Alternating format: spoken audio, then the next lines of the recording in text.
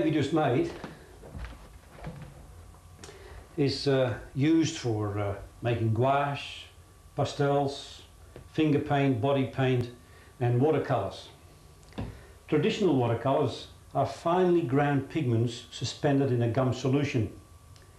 Artists have been discouraged from making their own because of the necessity of the very fine grinding of pigments.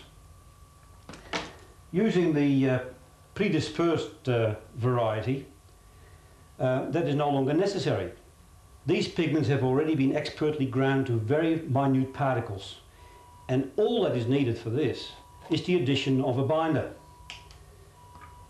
Now, each type of pigment will require a different level quantity of binder, but a good starting point is to use about 1 part of the pigment dispersion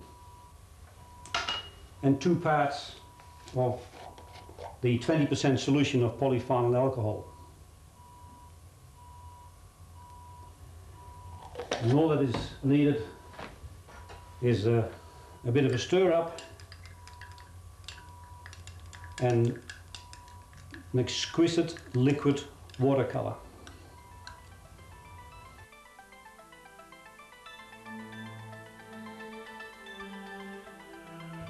If you can still pick up some colour from the dried paint film, the mixture needs more binder.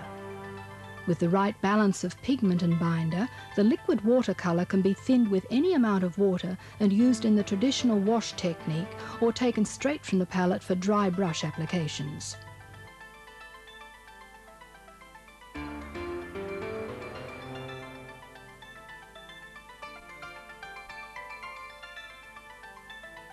The pigment in these formulations in a stable colloidal suspension will stay ready for use, provided they're kept in sealable containers. Eyedrop bottles with the convenient built-in dispenser will prevent the colours from becoming contaminated.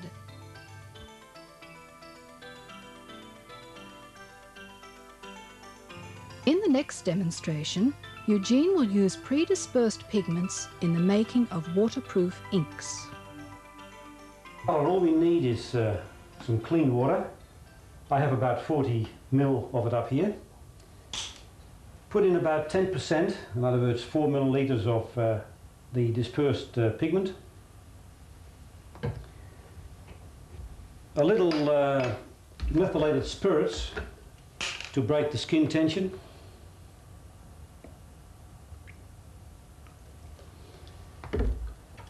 And to make a waterproof binder, we use a little acrylic emulsion. The amount approximately the same as the amount of predispersed pigment. In other words, 4 millilitres is more than sufficient. In order to give it some shelf life, we can put in a drop of preservative. Talking about shelf life, it is very easy to store this ink as we would with the watercolours in 35 millilitre film cans, like that, or alternatively the little eyedrop bottle. The little eyedrop bottle is very convenient.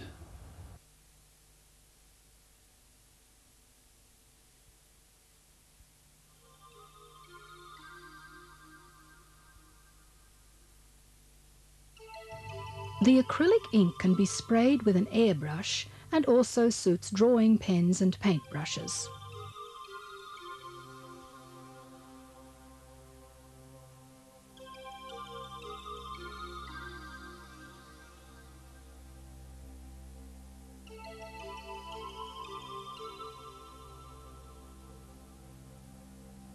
Eugene uses his studio-prepared inks and gouaches for all the illustrations reproduced in the textbook.